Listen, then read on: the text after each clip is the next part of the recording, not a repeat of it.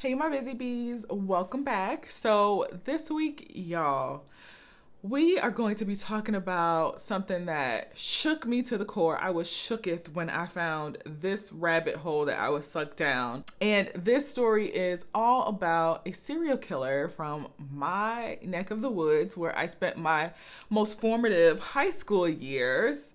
And that is a man by the name of Bruce Lindahl. Now, I was also sucked into this story because, y'all, he was probably the dumbest serial killer we've covered thus far. And you'll find out why. Stay tuned.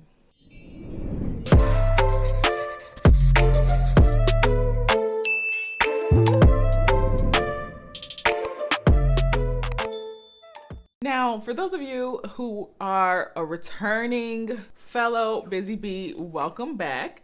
And for those of you who are just finding my channel, welcome, welcome. I hope you enjoy the stories that you're going to hear on this channel, and I hope that you stick around for more.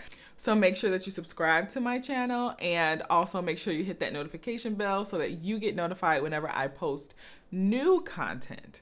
But let's get into this story, y'all. I was sucked in. I was looking at a completely different story. I'm not even gonna lie. And this kind of was related to my search, and I got sucked in. So for those of you who don't know, I was born and raised in Chicago, Illinois, Chicago area.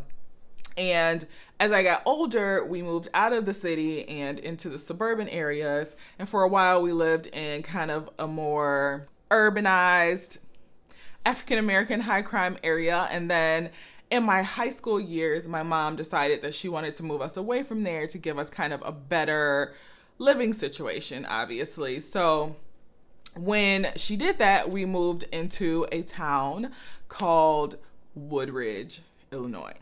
Now, I'm in high school. These are my most formative years, and I remember distinctly the feeling of non-Black people in our community or non-minority people in our community feeling like, oh my goodness, there's a whole lot of minorities that are starting to move into our areas, and they're bringing down, the value and et cetera, et cetera. We had all those things going on. That's the things that I dealt with being a high schooler, being a minority in this area. Now, Woodridge is near, I think it's a suburb right outside Chicago. So it's about 30 to 45 minutes outside of Chicago.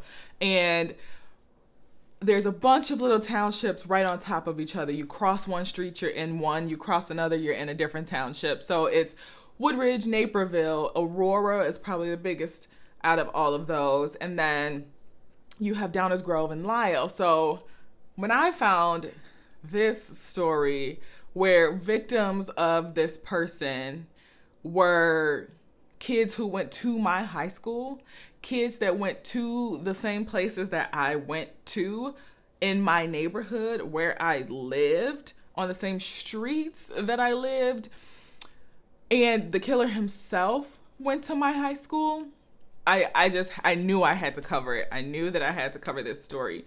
And on top of that, he was dumb. He was the dumbest criminal I have ever heard of. And we are going to get right into this story, okay, y'all? So this man's name is Bruce Lindahl. Now, Bruce Lindahl was born January 29th of 1953. And he was actually born and raised in St. Charles, Illinois, which is actually really close to where I live now. And he had 3 siblings, so his parents had a total of 4 children. I never saw anything in my research about the typical spiel of what you see for serial killers where, they had a rough childhood, they were abused, or they showed certain characteristics in their personality that kind of led us to assume that later down the line they would probably do something that was not good for the community. None of that I could find on Bruce Lindahl. And everyone that knew him, they said that, he was a pretty nice guy. They had positive things to say about him, and he enjoyed doing things like playing racquetball and skydiving. So he had that impulsive personality. He was really a nice guy, but he had a very short fuse. And again, he was very impulsive. So we also know that before or around his high school years, at the very least, he moved from St. Charles to Woodridge, Illinois. And when he moved to Woodridge, he became a student of Downers Grove South, my high school. So now we're going to hop right into his crimes because there wasn't a whole lot of background on him because he was so young when he started committing these crimes. So on January 12th of 1976, a Downers Grove South student by the name of Pamela Mower was at a friend's house and they were, hanging out, playing cards. And Monday night, it's a school night. Nothing crazy. But at some point that night, they decided to leave that house and go to another friend's house who actually lived in Woodridge. So they went to the friend's house. They stayed probably about an hour. And then they decided they wanted to go to the McDonald's nearby to grab a Coke. Now, I know exactly where this McDonald's is. It was walking distance from where I stayed. This is why this story is like so crazy to me because I know where everything is. I've done all of this. I've been in all these places. After that, Pam is never seen again. That night, Pam's mom began to worry. It was a school night, so she was worried when she didn't make it home by 11 o'clock that night. So when that happened, her mom called the police. Now, that very next morning, early in the morning, I think he was like a highway patrol, the highway commissioner, whatever it was for Lyle, which was the nearby township. And he found a purse that was like thrown in the road as he was driving. When the commissioner saw that, he actually turned around because his initial reaction was, okay, someone may have been hit, like a hit and run, and this person could be hurt. So let me go back and make sure it's just a purse that's kind of thrown. Somebody lost their purse versus an actual person being injured somewhere nearby. But when he turned around and went back to the area where he had found the purse, there was a divider. And on the other side of that divider was the body of Pam Mower. Now, when they found her, she was fully clothed, so there was no initial thoughts of her being sexually assaulted, but they could visibly see that she had bruising and marks on her neck, so it looked like she had been strangled. Also, a few feet away from where she was found, there was a long tubing that they found, which they thought was probably what was used to strangle Pam. And when police start to investigate, they look into this tubing hoping that it'll be kind of like the smoking gun, because this tubing wasn't standard tubing. It was some special type of tubing that only had limited distribution. So they were hoping that because it was so unique, it would have been a smoking gun to help to narrow down the suspect pool, but it never really happened. Also, after further investigation, police really felt like the scene was probably staged by whoever strangled Pam to make it look like exactly what the highway commissioner thought initially that the situation was, which was a hit and run. So I'm just going to give y'all a little bit of insight on the way that the police departments in the area kind of work. This is an area that's low crime usually, especially in areas of like Lyle, most of Woodridge, Downers Grove, low crime areas. So when something happens, everybody wants to join in because the police department really has nothing to do. The police in the area, at least when I was growing up, they were known for just like camping out in the apartment complexes or busy streets because they had nothing else to do but write tickets. So they just sat and waited for somebody to ride past that sped. That was really all they had to do. So when something like this happened in that area, I imagine it was all hands on deck. Y'all ain't got anything else to do, so come help with this. And that's literally what happened. When this scene was found and police started to investigate, everybody joined in. Naperville, Lyle, Downers Grove, and Woodridge. So police actually go to the McDonald's in Woodridge and they try to figure out if she actually made it from her friend's place in Woodridge. It was less than a mile away from the McDonald's. So she walked on foot. She went alone. So they wanted to check and make sure she had actually at least made it to the McDonald's to get her Coke.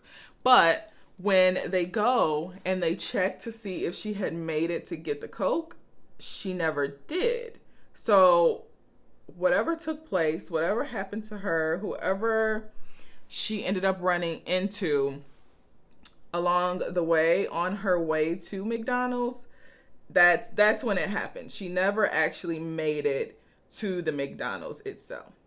So they also wanted to make sure that, maybe she just didn't choose another place to grab a Coke, because in that same area, there's like a Jewel. I don't know if back then it was still a Jewel, but there's a Jewel and a bunch of other small stores that would also be able to, you'd be able to go grab a Coke. There's gas stations, and they wanted to make sure that she didn't just pop into one of those instead.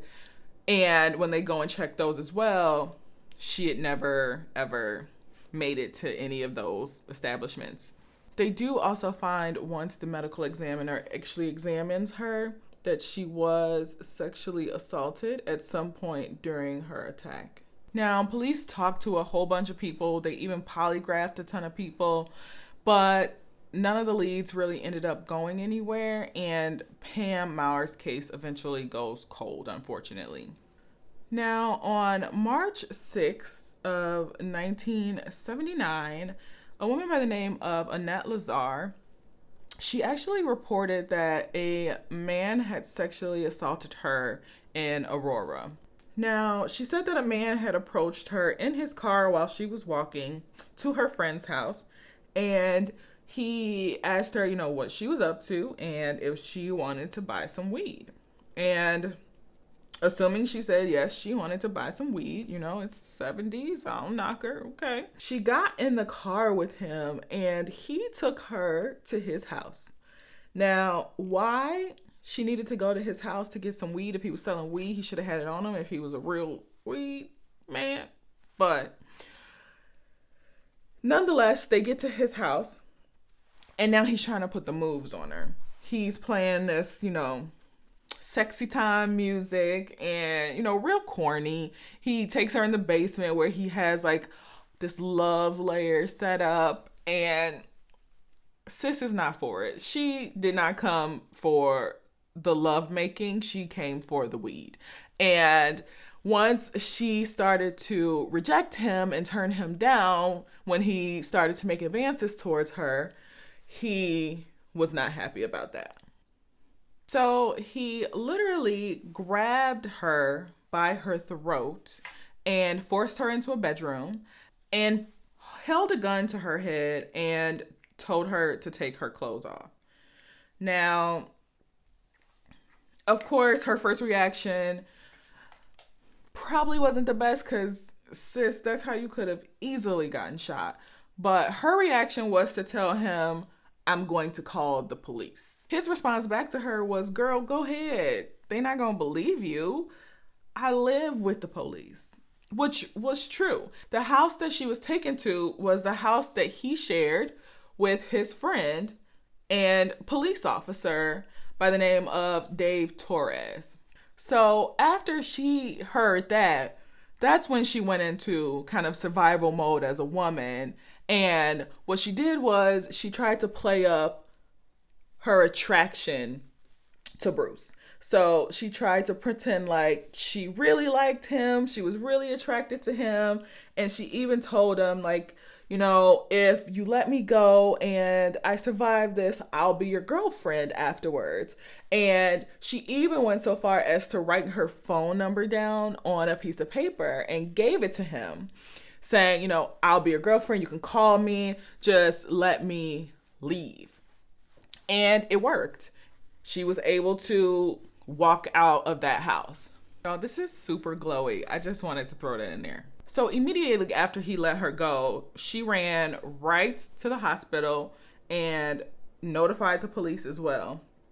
And they did like a rape kit on her. And she was even able to take police back to the house where she had been assaulted. Now, when they go and they talk to Bruce, he says, you know, unfortunately, this really does backfire for her, but he pulls out that very same piece of paper and says, look, she is my girlfriend. Here's her phone number. And we're just having a spat right now. So please just take what she's saying basically with a grain of salt. Unfortunately, that's what police do. They completely disregard her story and they don't press charges. Now, this woman has been grabbed by the neck, so she has bruises. She has bruises in her temple where the gun was held up against her head. But that wasn't enough evidence for them to press charges. I don't care if you're in a relationship or not. None of that should be happening when you're arguing and disregarded by the police when they're called. Now, shortly after this, in October of 1979, Bruce Lindahl's police friend decides, you know, enough is enough with this house. I need to start fresh. So he buys a new house and he actually sells the house where that crime took place to Bruce. So now Bruce has his own place to commit these heinous, heinous crimes against these women with no one else being there to witness anything. Now, a couple months later, in June of 1980, June 23rd of 1980, a woman by the name of Deborah Coleander is attacked in the very neighborhood that Bruce Lindahl lives in Aurora. Now, what happens is a woman named Karen, his neighbor who lived about 5 doors down. Now, this is a good Karen for once. But the woman named Karen, she's outside trying to put her, you know, kids into the van. They're about to go wherever they were going to go. They're about to go mind their business as a family. And a naked woman comes running towards her and she's begging and pleading for help. Now, this woman is obviously distraught. So Karen immediately ushers her into her own home and gives her some clothes and then immediately contacts the police. Now, while they're waiting for the police and they're talking, trying to figure out what's going on, Deborah tells Karen that she had been sexually assaulted and she was threatened with a gun. Now, the man also took naked pictures of her after he had sexually assaulted her and threatened her as well. So when Karen asked, you know, who is this man? What does he look like? She explained to Karen what her attacker looked like. She had mentioned that he had icy blue eyes. He was a slim man. And she knew exactly who it was. She knew that from that description, it was her neighbor, Bruce. So what had happened was Deborah was minding her business, locking up her bike at the nearby mall. It was called Northgate Mall. And she was just minding her business when Bruce approached her and said, oh, you know, I'm having trouble with starting my car. Would you be able to help me? And I'm sure like any other woman, she was like, how am I supposed to help you with your broken car? Not many women can assist in a car that's broken down. If you can, I know a few female mechanics, and shout out to y'all, but most of us can't fix a car. So she asked and he said, well, I just need you to sit in the car and press on the gas while I check under the hood to see what's going on. So her being the nice person that she was, she obliged. And that was probably the biggest mistake she could have made that day. Because as soon as she got in the car to help this man out, he hopped in the car, put a knife to her throat, and he drove off with her in the car and took her home. Now, when the call went out on like the police radar, the police communicator, walkie-talkies, whatever you want to call them, Bruce's friend, Dave Torres, said, you know, he heard the call go out instantly. So he wanted to be the first one to respond, and it was a call to his old address. So he shot right over. He knew it was Bruce. And he said when he walked in, he ain't knock, he ain't announced himself. He walked right up in there and he found Bruce naked and sleeping. And he immediately woke him up, told him to get some clothes on. He has to go down to the station. And while they were there, they found a gun, they found a camera on a tripod, and they found the naked pictures of Debbie. So they arrested Bruce Lindahl for deviant sexual contact, for kidnapping, and for sexual assault or rape. But y'all, they let this man out on bond. So while he was on bond, out on bond, back in his neighborhood, back near Karen, who helped his victim out, what did he do in his spare time? He basically tortured Karen. He tried to make sure she felt intimidated, probably trying to get her to not testify against him in his upcoming trial. But yeah, that's what he chose to do with his free time, because they chose to let him out on bond. Now, we also find out that he offered his friend $2,000, a gun, and some drugs if his friend would get rid of Deborah for him, meaning make her disappear however possible so that she did not testify against him. His friend obviously turned that offer down, is what he said, and eventually he went to the police about it. But he waited months to go to the police nonetheless. Now, Deborah herself, I'm sure, was in fear because her attacker was out on bond and she worked in the area. She worked at Copley Hospital, and she tried to take as much precaution as she could when she was going to and from work. So they had security guards that would walk her to and from her car to keep her safe, keep an eye on her while she was on the grounds of the hospital. So that was helpful, but that wasn't everything. And on October 7th of 1980, we find out that she was leaving work this day. And as you know, per usual, a security guard was actually walking her to her car to make sure that she was safe. And he saw her get into her car, he saw her drive off, and he assumed that she was safe. Unfortunately, though, he was the last person to ever see Deborah alive, and she vanished after that. Now, 2 months after this happened, Bruce attacked a woman outside of a restaurant in Aurora. Now, this woman was able to eventually identify Bruce in a lineup, but it was months after the attack that she was actually able to point him out in an image lineup. Now, in December, on the 22nd of December in 1980, Bruce was also said to have attacked a woman after she refused to perform sexual acts for money with him. So he did this in a public place, though. So because there was so many witnesses around when he actually attacked her, he fled from the scene, and she contacted the police, obviously. But when they presented her with a lineup to look at, Bruce was not actually in the lineup for her to identify. So she ended up picking out someone who looked like Bruce, but was not Bruce. So she ended up identifying the wrong man. Now, there was also a whole nother woman, y'all, who was attacked by Bruce Lindahl and was actually in his car when he got pulled over by police. Now, he got pulled over. The victim was in his car with a bleeding gash, large gash on her head. And when the police pulled him over and asked him what was going on, his response was, "Oh, I'm trying to get her to the hospital."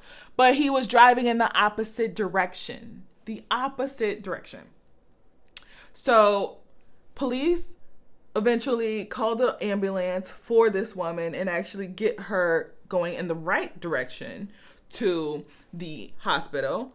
And the woman basically tells police, once she's okay, she's been checked out, she tells the police that she was at a party and she met Bruce at a party and he gave her a drink, and she doesn't remember anything after drinking the drink that he gave her. So basically he drugged her and then took advantage of her.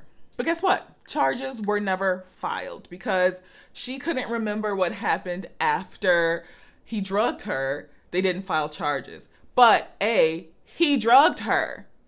B, she was in the car, beaten up, bleeding, God knows where. He was going in the opposite direction of the hospital. What more do y'all need? Now, in January of 1981, this story just really blew me. He was being served by a sheriff's deputy. He was being served a warrant because he was illegally recording phone conversations. So there was an arrest warrant out for him for that. So the sheriff's deputy was coming to serve that warrant and arrest him. And he, of course, starts to resist arrest. And what does he do? He pulls out a shotgun and points it at the sheriff's deputy. Now, let me just interject here and say, if said sir was black, that would be the end of the story. Done. Story's over with. He died. That's it. But he wasn't black. So they took him into custody and he was charged. Now, in the meantime, the prosecutors in Debbie's case were stalling and trying to find more evidence to support their case because they had no star witness anymore. They had no victim anymore because she had disappeared off the face of the earth. But eventually they ended up having to dismiss charges because they could not find Deborah. So on March 30th of 1981, the charges were dismissed against Bruce Lindahl. So a year later, April 28th of 1982, Deborah Coleander's body was finally found in a shallow grave on farmer's land. And because her body had been out, it was in a field buried in a shallow grave. So because it was out in the open elements for so long, it was in really bad shape. So it was pretty much impossible to determine the cause of death for Deborah.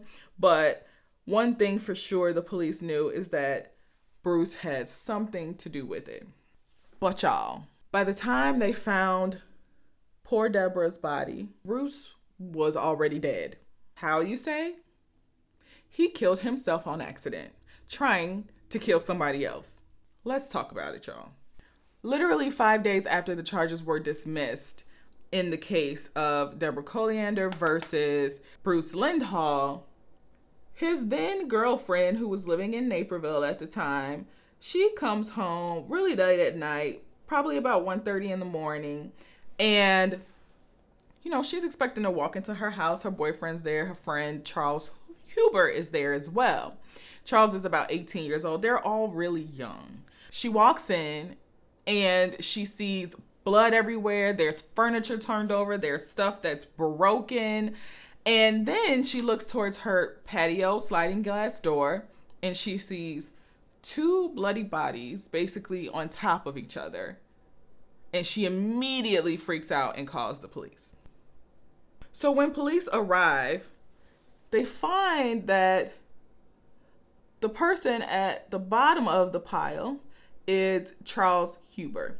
Now, Charles Huber is a friend of both Bruce Lindahl and his girlfriend. Now, it was said that Bruce and Charles was at the bowling alley together earlier that night, and they were there as, friends. They were just there. They seemed to have gotten into some type of argument, but nobody thought anything of it. So, assuming they left the bowling alley and went back to Bruce's girlfriend's apartment, it sounds like the argument continued, and Bruce had just had enough of arguing, I guess. He was ready for some action at that point. So Bruce grabs a kitchen knife and begins to attack Charles and stabs him to death. Now, at first, before they find all of this out, they had originally thought it was like an intruder that came and attacked both of them. But they find out that, he had attacked Charles and stabbed Charles to death. And Bruce, dummy Bruce, in the midst of fighting with Charles, who was fighting for his life, he ends up stabbing himself in the leg and severing his femoral artery. So he died a slow death. He sat there and he bled out. Okay, you guys, I'm going to throw on my lashes really quick and I'll be right back. So, bam, lashes are on. Y'all know I love my magnetic lashes. So, in 2019, the DuPage County Attorney's Office holds a press conference about this particular case, specifically the case of Pam Mower. Now, what they say is that they had collected DNA and preserved that DNA back when they found Pam's body. Now, they tested the DNA in 2001 and they processed it and they entered it into the CODIS database, which is, big federal database of offenders' DNA that they have already on record. But they never had any success with the CODIS database. So in 2019, they actually did some genealogy testing and they were able to use a third-party genealogy DNA kind of database where you kind of find who's in your family tree, that kind of thing. And it was a public database. So these people had allowed their private information to be publicized. So using this database, they were able to find relatives of Bruce Lindahl who matched or somewhat matched the DNA from Pam Mower's case. So what they did is in November of 2019, they actually exhumed Bruce Lindahl's body, collected DNA, and they tested that DNA against the DNA that was found in the Pam Mower case, and it came back to be a 100% match to Bruce Lindahl. They had also done phenotype DNA analysis, which typically gives you kind of a picture of what this person looks like based on their genes. And the phenotype analysis results, so the sketch that they got from that or the picture that they got from that, matched to the appearance of Bruce Lindahl. So we know that he was responsible for the kidnapping and murder of Pam Mower. Now, Bruce is also suspected in 12 additional homicides and 9 additional sexual assaults. And one stands out in particular. This was a student named Debbie Mccall, and she was actually a student of Downers Grove North, so our rivals at Downers Grove South. She was actually last seen leaving DGN or Downers Grove North on the 5th of November, 1979. The reason why this is a notable missing persons case in relation to Bruce Lindahl is after everything happened in the house that Bruce Lindahl lived in, a couple bought the house. And when they bought the house, the realtor obviously didn't disclose all of the crimes that took place in this home because how would you ever sell the house at that point? But when they bought the house, they found pictures hidden in the walls, in the ceilings, in the floors. And they thought that these were just old pictures of the person who lived there before that he collected or the person took. And they basically just threw them away. But luckily, police were able to recover some of those photos. And some of those photos that were recovered were of Debbie Mccall. Now I'm just going to put on a quick lippy. I want it to be neutral. I'm really going for a bronzed look today. Sun-kissed, glowy. That's the look I'm going for today. Okay, you guys. So this is the final look. I love it, y'all. I tried out the new Glowish by HUDA Beauty. I tried both the bronzer and also the skin tint foundation joint, and I love them both. My skin looks super glowy. I look dewy without looking oily. I have oily skin, so this is popping for me. I also tried out a couple of new Brow Bar by Reema products. I tried out their Microblade Pen and also their pomade, and brows are on point, y'all. They look very natural. I am very happy with the result overall with all of this. I feel good. I feel ready for a nice day in the sun. I'm about to go pick up my kids, do a little bit of fun stuff, but I am loving this look, y'all. Tell me what you guys think about this look down below. As always, I love engaging with y'all. Also, let me know what y'all thought about this story, y'all. This story was so crazy to me because it felt so familiar and it was literally at home, not close to home, at home. So I enjoyed telling this story. It actually gave me a little bit of almost relief, because as a kid, when we were growing up in that area, a lot of the crime was blamed on people that look like me or minorities because we were infiltrating their area. But come to find out, a whole time y'all had a whole serial killer that looked like y'all that nobody wanted to talk about. So I enjoyed sharing this story with y'all. I hope y'all enjoyed the dumb serial killer that is Bruce Lindahl. I am so glad that the family's got closure, even though it took 37 plus years for Pam Mower's family finally to get closure and to know that the killer actually died a slow death. Has to be some type of closure for everyone. But yeah, other than that, y'all, it's been fun. It's been real. And until next time, y'all, love you guys. Bye.